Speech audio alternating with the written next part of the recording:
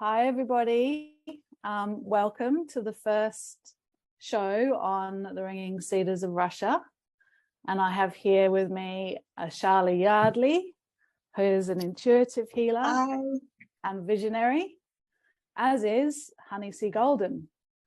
We have two amazing ladies to help us explore this,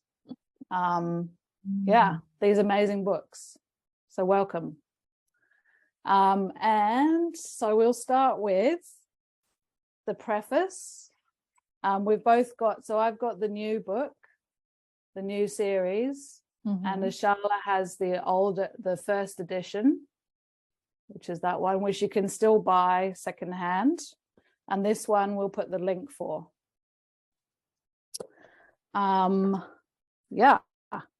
So the translator, whose name's John Wordsworth, did an introduction, and he talks about a few things which are very interesting. He describes the series as think of Star Trek meets the Bible. So I thought that was pretty funny. And he goes on to explain translations, because obviously we lose a lot in translation. And one of the main things that he talks about a lot is the use of man.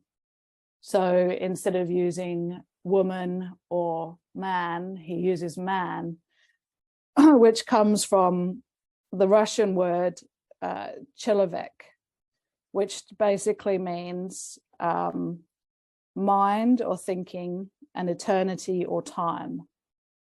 So it's that was used to encompass both man and woman. So that's used throughout the book, which I thought was fascinating, because then it was changed in the 11th century, and when the Germanic languages started being used, and then was changed to just primarily adult male. So again, we see how our languages have been flipped around on us from their true meaning around that time.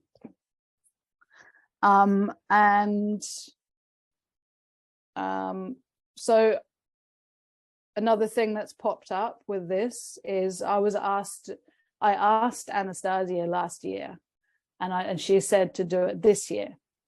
Now, this year being 2023. So 2023 comes to 7. So this number 7 is my favorite number, but it also, I just looked this morning at what I'd written and what had come through from her. And basically it was, truth will come out. There will be a rebirth, a celebration of natural law and purity unknown. And then she said, do not make it another institute or religion. It's a teaching, a strategic gift, a meeting of minds, a celebration of the new world. So even number 7 in the tarot is the Chariot, and strategy is being under the command of a general. So, and the Chariot is like the collective pushing forward, knowing their power, right? We've come into our power. So I thought that was like, it just popped up this morning, and both number 7s are strategies as well, the wands and the swords. So yeah. Any thoughts on those, Ashala? On the number 7s? Yeah, well, it's also very much in alignment with what I've been receiving as wisdom for this upcoming year, that, of course, as you've mentioned, can be reduced down to the number 7. And 7 is a lot about, it's the spiritual quest, and it's also the path within. So it is where we each look to our own inner guidance and our own relationship with Source. And we're not looking so much to heal or fix in the outer world, to control or manage things outside of us, but we are turning within to heal, to resolve, to release, and to realign with source within. So it's the message I've received about this year, especially, is that as we come into individual autonomy and alignment, the whole collective gets strong, and our relationship with source and with nature will improve immensely. Yeah, beautiful. And honey? So about this year, so for the number 7, I always get that it's a divine number. And I haven't really gone a whole lot farther than that as far as thinking about the number 7. However, this year, I've always gotten this is the year when everything changes. And I've been asking that question probably for the last 8 years. And to me, it's the year when the window is completely open for change, and the solar event, which I believe is not dangerous at all. It's all light codes coming in. So our knowledge is coming back. The truth is going to be known. All of these things are unfolding, and we're in that window of time where all that stuff is happening. So to me, the spring of this year is going to be an amazing time. And it starts now. It's starting now, but March is when it culminates. And then it will start to ramp down a little bit and kind of settle down a little bit, but it will keep getting more and more exciting up until March, the end of March. Yeah. So that's what I'm getting about this year. Excellent. Sounds good. I know, and I'm seeing everywhere that everyone is speaking the words, go inside, keep going inside, go inside, go inside, because ultimately our external world doesn't matter. It's all about the internal. And the more the collective does that, the more we start really standing in our own truths.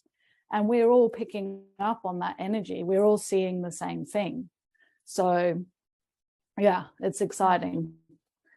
And it's great to be exploring, you know, this series really brings all of that, and it reconnects all of that, all the subject matter that really comes up through that, and coming from a space of purity, basically. She is you know, Anastasia she's lived her whole life in nature.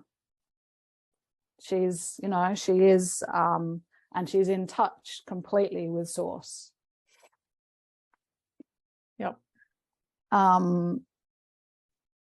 Okay, so the next part of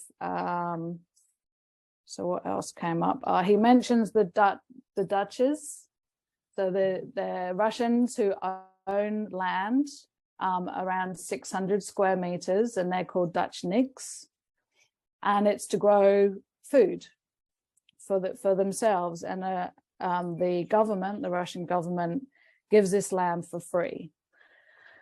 And I'm guessing the history, I haven't looked into it, but you know, food is ultimately, in times of poverty, is the ultimate, you know, it's basically creating this strength throughout the land through food, through growing, and through understanding nature. And Anastasia concentrates helping these particular people, because she understands that they are in nature growing, you know, for their own good. And it's, you know, 70% of Russians own Dutches, which is amazing. And apparently 90% of the potatoes in Russia come from Dutches. So they don't have to have this mass production. It's all community. So it's small, community based, which is yeah. And you know, again, this shows what needs to happen, what needs to start happening more and more and more, is that community, the smaller, being able to grow just in your backyard or having community gardens.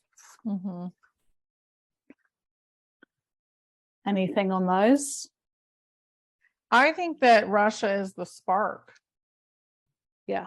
So I've always gotten that Russia's like the beginning of it. They're going to show the way, but Anastasia is also the spark because she is showing us a higher dimensional way of thinking, which we're moving into that now.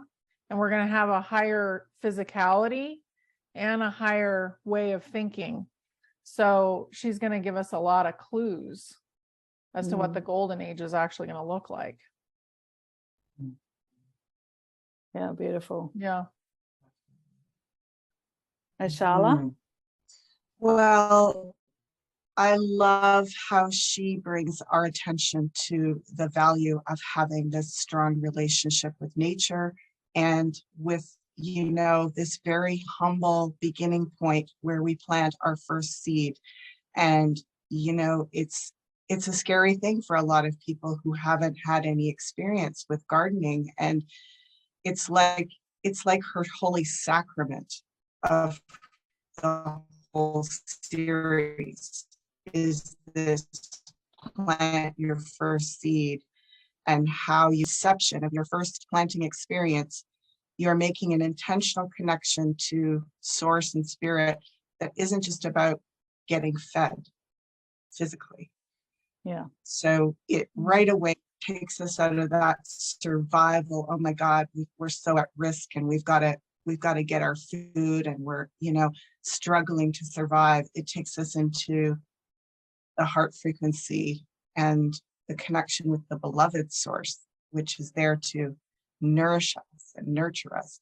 So I love that it starts with that very sacred first moment where she describes how to plant the seed. And I look forward to when we get to that part. Yeah. Yeah, beautiful. Yeah, that's an amazing, to go into that. Yeah, very. When I read that, I was like, of course, that all makes sense. But anyway, we'll talk about that when that comes up. Mm-hmm. So in the first chapter, we have Vladimir Migray, and he is an entrepreneur and he travels the river Ob. I think is that how it's said? Sorry for all the pronunciation because I'm not Russian. So he's an entrepreneur and he goes down the river and it's about exchange and commerce. And he comes across this town where he meets two old men who talk to him about coming into the forest and chopping down a ringing cedar. And they explain to him what the ringing cedars are. And these old men, we find out in the next chapter, are Anastasia's grandfather and great-grandfather. And so I'm going to read out what they explain the ringing cedars are, because I think it kind of tells you sort of the importance of what these trees are. If I can find it. Okay, here we go. Okay. God created the cedar to store cosmic energy. When someone is in a state of love, they emit a radiant energy. It takes time, but it takes but a split second for it to reflect off the planets floating overhead and come back to Earth and give life to everything that breathes. So these are all sentences that stood out for Vladimir, and then he wrote them down later on. So it's sort of a whole sort of load of them. The sun is one of those planets, and it reflects but a tiny fraction of such radiance. Only bright rays can travel into space from man on the Earth, and only beneficial rays can be reflected from space back to Earth. Under the influence of malicious feelings, man can emit only dark rays. These dark rays cannot rise but must fall into the depth of the Earth. Bouncing off its core, they return to the surface in the form of volcanic eruptions, earthquakes, wars, etc. The culminating achievement of these dark rays is their direct effect on the man originating them, invariably exacerbating this man's own malicious feelings. Cedars live to be 550 years old. Day and night, their millions of needles catch and store the whole spectrum of bright energy. During the period of the cedar's life, all the celestial bodies which reflect this bright energy pass above them. Even in one tiny piece of cedar, there is more energy beneficial to man than in all the man-made energy installations taken together. Cedars receive the energy emanating from man through space, store it up, and at the right moment give it back. They give it back, and when there is not enough of it in space, and consequently in man or in everything living and growing on the earth. Occasionally, though, very rarely, one discovers cedars that have been storing up energy, but not giving back what they have stored. After 500 years of their life, they start to ring. This is how they talk to us, through their quiet ringing sound. This is how they signal people to take them and cut them down, to make use of their stored up energy on the earth. This is what the cedars are asking with their ringing sound. They keep on asking for 3 whole years. If they don't have contact with living human beings, then in 3 years, deprived of the opportunity to give back what they have received and stored through the cosmos, they lose their ability to give it back directly to man. Then they will start burning up energy internally. This torturous process of burning and dying lasts 27 years. Not long ago, we discovered a cedar like this. We were determined that it had been ringing for 2 years already. It was ringing very, very softly.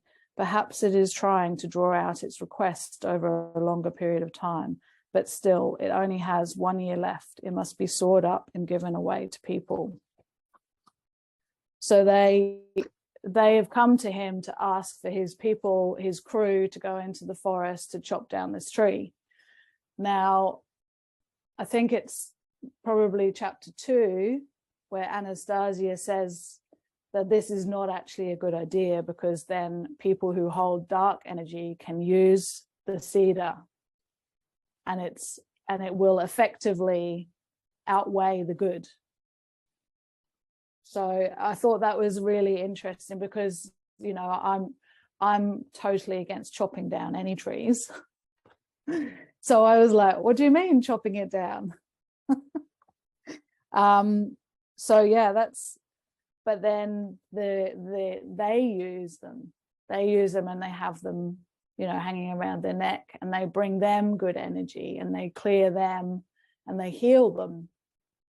Mm-hmm. So yeah, I don't know, Ashala, what's your thoughts on this?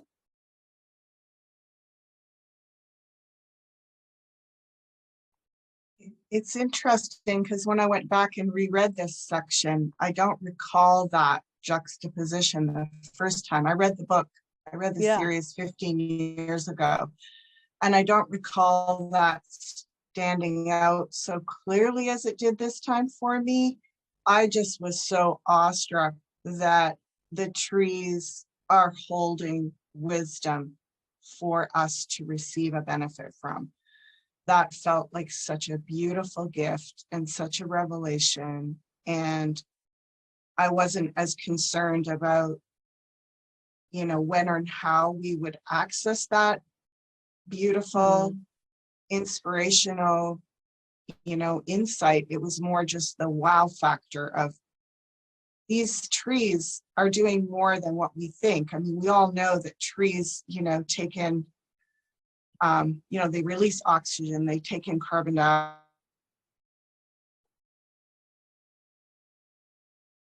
Well, cut out.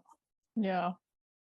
Would gift us, heal us, you know, accelerate our evolution. That was new for me. And that we had, you know, oh, sorry, my internet connection's a little funny maybe.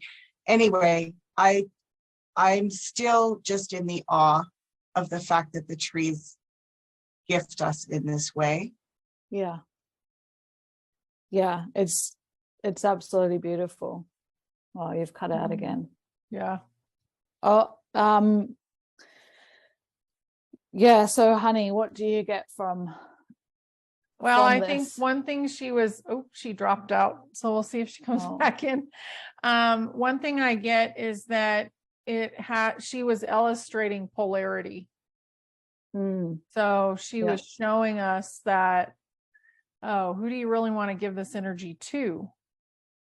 yeah. I think that was important. And then they kept it as a sacred thing for themselves to amplify their own energy, Yeah. which was, polarized to the good. Yeah. So Absolutely. I felt like that was what illustrated to me. But I mean, trees have a soul. Yeah. So they're ready to basically let go at a certain period of time, and they start to tell you Yeah. ready to go. So Yeah. take this energy. Yeah. Yeah. It's beautiful. Yeah, because they describe to him that you hang it round your neck while standing barefoot in the grass, and then press it to your exposed chest with the palm of your left hand. It takes only a minute or so to feel the pleasing warmth emanating from the piece of cedar. And and the health benefits from this. Yeah. Should we pause for a second and wait for? Yeah. Okay, we're back. And Ashala's going to re-explain what she was talking about because she cut out. What I was trying to say before I got rudely interrupted by tech. Yeah. Was that I was really, when I first read this, I was so moved by the realization that these incredible trees were not just giving us life through emitting oxygen for us to breathe, but they were actually holding information that was important for our spiritual growth, our healing, our evolution. And I still feel that wow factor is so significant. And it seems like, what we really are being invited to do is to develop a greater understanding. No. No. Come on. We'll see if she comes back. Yeah.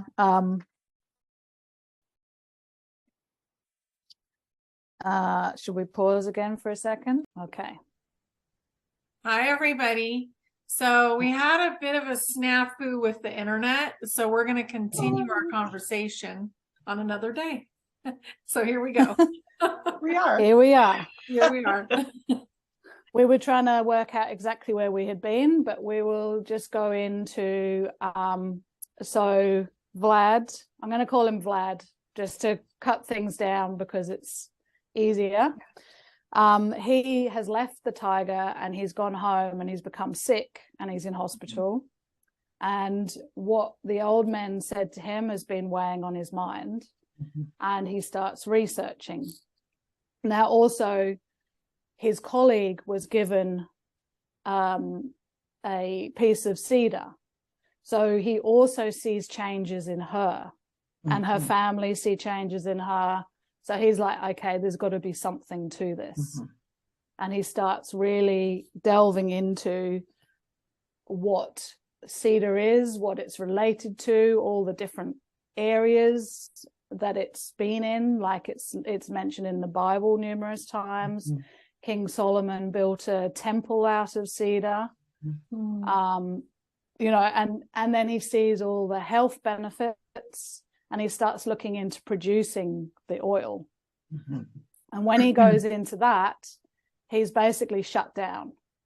So he's told by someone he knows that the powers that be have said, leave it alone. Which I found fascinating. So I don't know what you get with that, honey, because what is the oil actually? What does it actually do? And who was trying to keep that technology of producing the pure oil to themselves? The bad guys. Yeah. So the bad guys didn't want us to have it. because Yeah. it would lengthen the lifespan. Mm. So there's a resonance with it, I'm getting, that would actually lengthen the lifespan, and they've done everything they could to make it short. Yeah. Short as possible. Mhm. Yeah. Yeah. Mhm. And what do you, I mean, obviously the trees themselves are holding the knowledge, Mhm. but then the oil, extracting the oil, I mean, again, that's a process of killing a tree. So, you know, even that process, like there must be a sacred process to go through. Mm. Yeah. I think it would need to be one of the trees that was actually like ringing. Yeah. Yeah. So Yeah. like this, we described before, 500 years plus, and then they ring, and then there's a period of time that they are allowed to be taken down. Yeah. Mm. Yep. And all that power would come into the body, basically. Yeah. Okay. Yeah. Yeah, like a light Mhm. code, but it's liquid. Yeah. Mm. And not only one. Think about how long that tree's been sitting in the sun. Yeah. Yeah. Yeah. Yeah. It's That's pretty cool. universal knowledge, Mhm. Mm. which is what they're holding. How do you feel around that, Ashala? Yeah, I mean, you've brought up several really awesome points. And, first of all, the tree that is ringing, from what I recall in the book, it wasn't that every single cedar tree grew to that magnitude. There were certain ones that could hold some kind of frequency, and then they were the ones that would ring. And the ancient, probably indigenous people of the taiga and their wisdom, they would have likely known how to retrieve and capture that beautiful essence, either it be in oil or in bark, or in like making teas, or cutting portions of it to wear it. Even the nuts, they talk about the cedar nuts that they would ingest and all that kind of stuff. Of course, even it's likely that a lot of that wisdom is no longer fully understood by the people of the taiga. And yet it feels like we all do sort of know it on some level. Like even in our own, probably in your families and my family and our grandmothers and great grandmothers, they used to have cedar lined chests, and they would actually put cedar in their drawers to ward off insects. But there was also the old wives' tale that was like, it was protecting us not only from insects, but also energetically. And then, of course, we see in Native American tradition the burning of cedar as part of a cleansing ritual. So I just think there's a lot of beautiful ancient wisdom there. And I love that this piece with the Anastasia perspective is even going further with that. It's like, wow, like there's these sacred trees, and they give us gifts immeasurable, that, as Honey was saying, like extending life, and who knows what they're capable of. So it's very exciting. It is. Yeah, and something that's popped up recently is our clothing materials and what we actually wear. So in terms of having cedar lined drawers, it's like a purification of what you're then going to put onto your body. Yeah. Yeah. Yeah. And we're discovering like all these synthetics woven into the natural materials are actually stopping our energy from expanding. Yeah. So one thing popped in while you guys were talking. The cedar tree, when it reaches the 500 years, actually is holding all the records from that 500 years. So you're also getting the knowledge of that last 500 years. Wow. Yeah. Yeah. So that'll seep into Beautiful. the subconscious, whether you know it consciously or not. Yeah. Wow. Okay.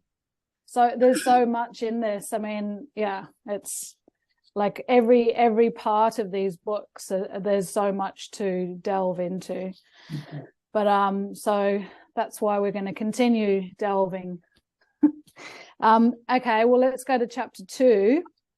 So Vladimir has done his research, and he's like, okay, I've got to go back there.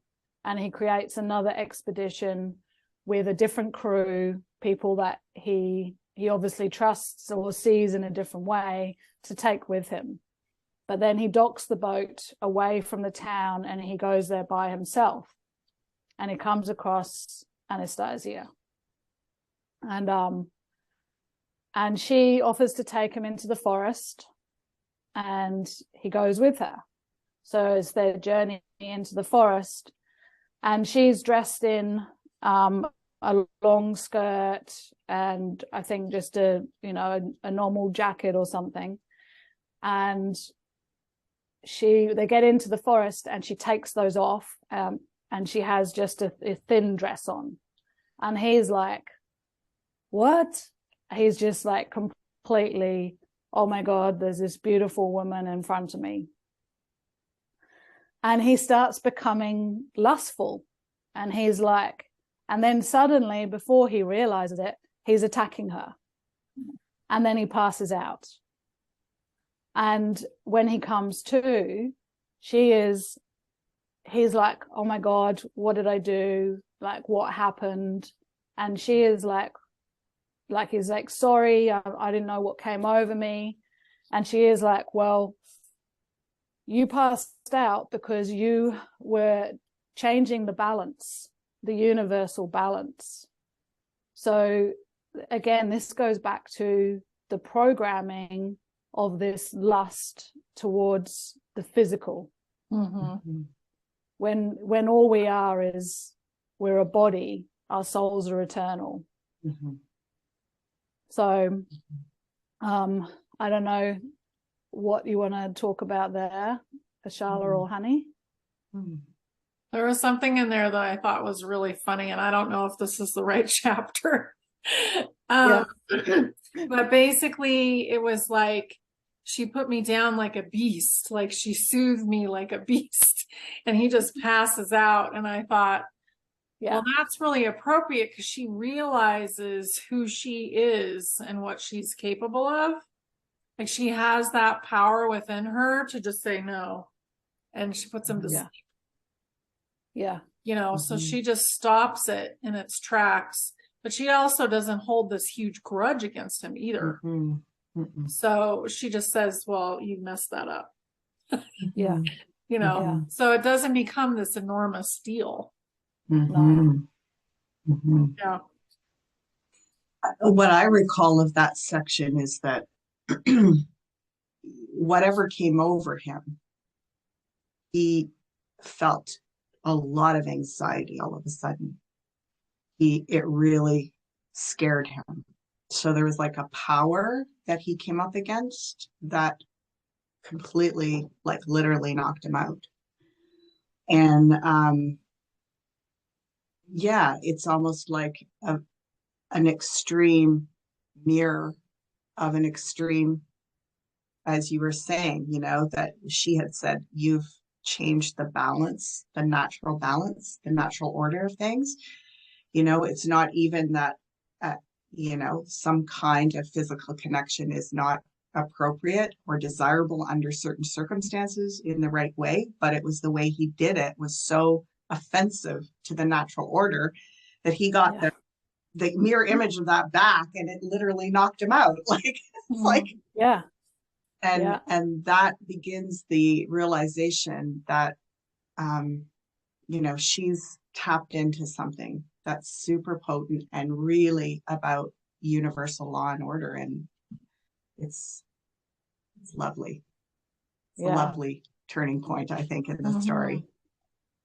Yeah, to really look at how we've been programmed to see when it's not that at all.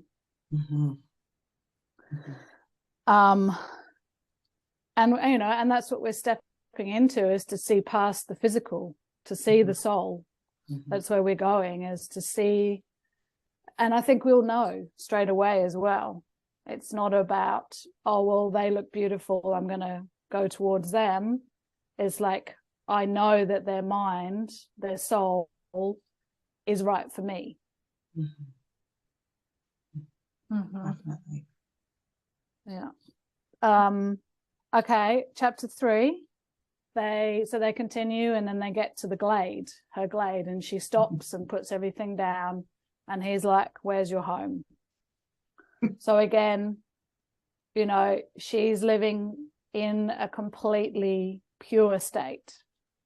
She has no dwelling, no protection, you know, and again, this comes back to our programming of that fear of being in nature. A lot of people are really scared of it, you know, and there's lots of course, there's lots of things that can happen in nature. But as we discover with her, she works with nature, not against it.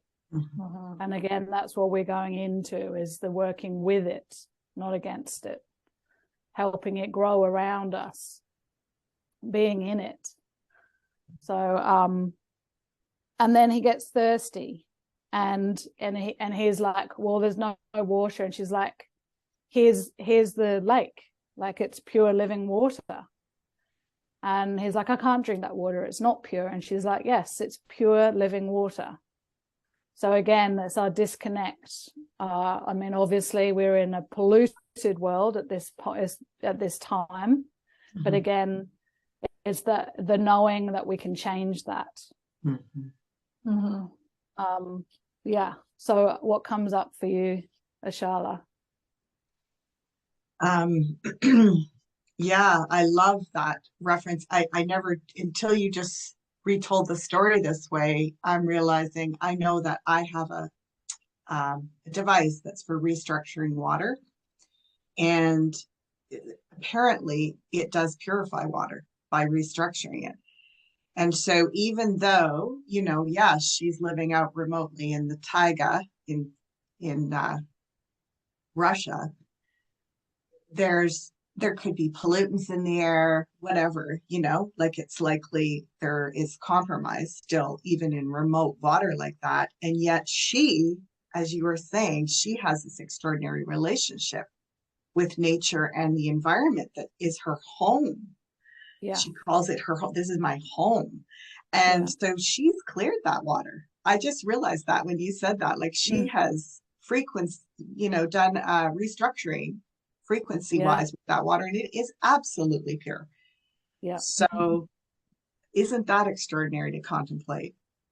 Yeah, because we're also finding that we have our energy with intention can do anything. We can purify anything, we can change anything. So it's also going back to that power that we all have around us.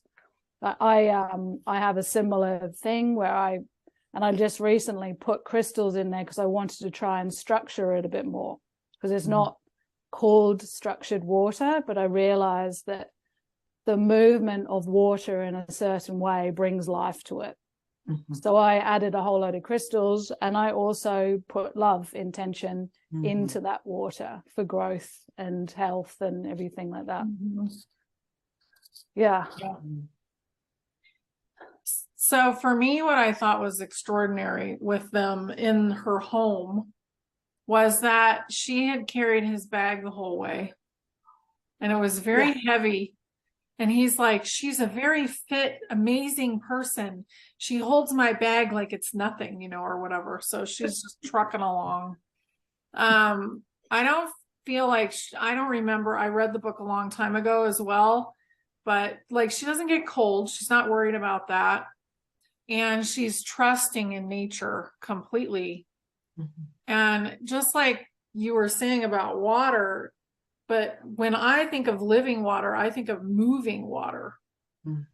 So that single file aligned water that becomes single file aligned to get into the cell, that's created by movement. Yeah. So, and that's why your cats always want running water to drink. Yeah, Yeah. true. Yeah. Yeah, they love taps. Yeah. They don't care about the sitting water. They're like, No, not Yeah. at all. Mhm. And in that chapter, she also has a squirrel come to her and feed her from its mouth. mhm. So, you know, she is surrounded by animals working with her. Mhm. Yeah. So yeah, her strength is, and again, it's energy, right? She is Yeah. in a pure state of energy, light energy, frequency. Mhm. Yeah. Yep. Yeah, beautiful. Okay, chapter 4, Vladimir starts to see and question. So he really starts to go, oh, okay, this is amazing. Like he starts to really see what she is and what she's doing, which scares him, as well as, you know, he's like ultimately very, very curious. And it's interesting, this duality of purity and him being in the program. You can see it so clearly. Mhm. Yeah, it just, and I guess what that brought up for me is the question, is us questioning everything. So what I've learned over this time is to question, because without that you don't get the answers. Mhm. And nothing happens. You become stagnant. So it's a constant questioning, and it's questioning self. It's not, it always comes back to the self. And is this right for me? You know, is this true to me? Whatever it is, whether it's external or internal, is it true to me? Am I going in the right direction, etc., etc.? So I don't know how you want to talk about that, Ashala. Well, yeah, I remember of this whole first book.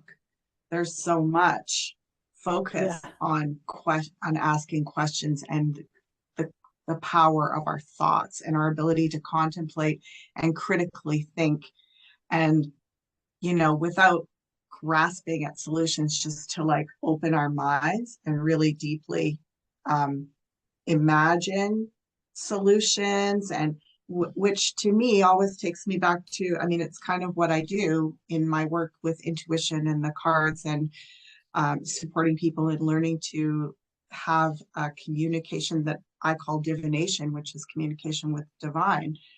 And it's really about that. It's about being able to ask a question, tune in, almost, I call it going into a whole brain state, and then you begin to receive messages. It might be through the clouds, it might be through a thought or a feeling will come over you, and this process, this natural process then ensues, and there's answers to just about everything we can ask.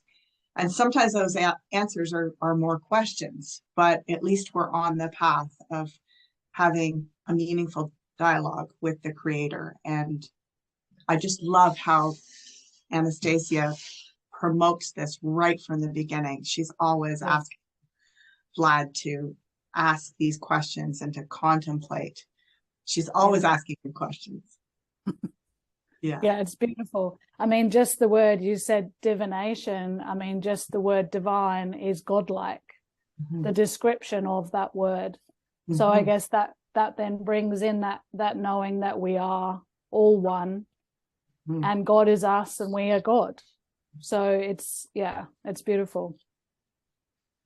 Yeah, Honey. definitely. So one of the things that I thought was his biggest realization was that all these amazing religious or great thinkers had actually left and gone out into nature and been just by themselves. And that's when they got all their big information. So I thought that was very telling, because we do have to get back to nature, be quiet, get grounded, and then your information is going to come in without the distractions of the nonsense that goes on Yeah. around us. Absolutely. Yeah. That was my next thing I was going to say, because it's what we're Sorry. all finding. Oh, no, like that, that, because it's important. We're all finding that we have to go through those stages of separation from others to really know ourselves, to stand in our truth. Yeah, it's fundamental to each person's path. I mean, obviously there's extreme examples, in the past, and I don't necessarily feel that has to happen that way. But there's definitely a point in most of my days where I have to be alone. I have to reconnect myself. I do a grounding practice every morning, if not 3 times a day. If I'm feeling all, I'll just keep grounding. Yeah. It's important to have, like, coming back to yourself. I find just in the morning, just taking a little bit of time to come back to, just to get to set your day, basically. The intention of the day, saying thank you, all of that. I connect to earth, I connect to the sun, I connect to source, and I say thank you every day. Good stuff. Ashala?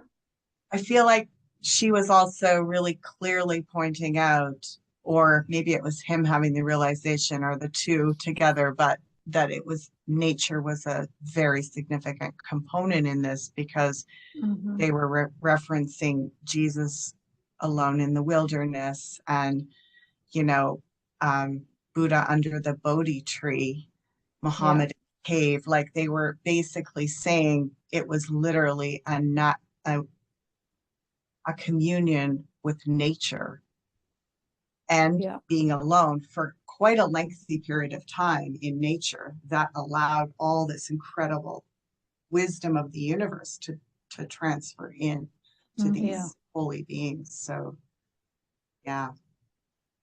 which I guess goes with the trust in that process. The being by self and trusting that what you're getting is divine, is true. So that they all obviously really broke down all of their processes and came out with a full teaching. I think he also gets the message that he's actually stumbled on an amazing, opportunity for his own growth, because he's got somebody right in front of him who's been doing all those things.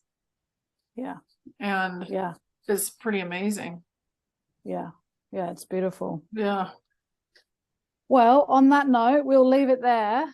And we're going to do this once a month. And there is also a Zoom call that I'm arranging, which will be a couple of weeks after each show. So anyone can join in, and we can, discuss more and explore more. Because it's a collective exploration. It's not about one person just teaching, it's exploring and learning through each other and ourselves. So all the links will be below. Ashala, you do sessions with the cards and you teach. So your website will be below, and the same with you, honey. You see people, and we know all the amazing things you're doing as well. So all our links will be below. I think that's so. I guess I want to end this with just saying, just explore and be in a state of joyous innocence, childlike, because this isn't serious. Nothing needs to be serious, and I think people need to, it's not about what it's or how long you've known something. It's just an exploration. And in so doing, we get to learn about ourselves. Is there anything you'd like to end with, Ashala? No, I just feel like the timing of beginning this collective exploration, as you're describing, is ideal. It's just the perfect time for this to happen. So I'm so delighted to be a part of it. And thank you so much, Shanti and Thank Honey, for you. inviting me. Yeah. Yeah. Thank you. It's beautiful. I also want to say, I know how long these books have been out, and I know how many people they've already helped. So it's, you know, even though we're seeing this as the time for really seeing it, it has already helped many. But I do also feel that now that the information is available, like the universal information, right? That is opening up to us. So that's changing things. So yeah, we're in a huge time of change where we can really bring in the truth. Yep. Honey? Well, I think that this is kind of bringing us back into what is truly the golden age. So it has the resonance of what the golden age is supposed to be. So that's why I think it's a beautiful thing, because that's where we're going, and she's showing the way, basically. So I think it's a great thing to read. Yeah. Yeah, it's and see where beautiful. it fits. Yeah, for yourself. Yeah, Yeah. absolutely. Thank you. We'll see you next time. Bye. Bye.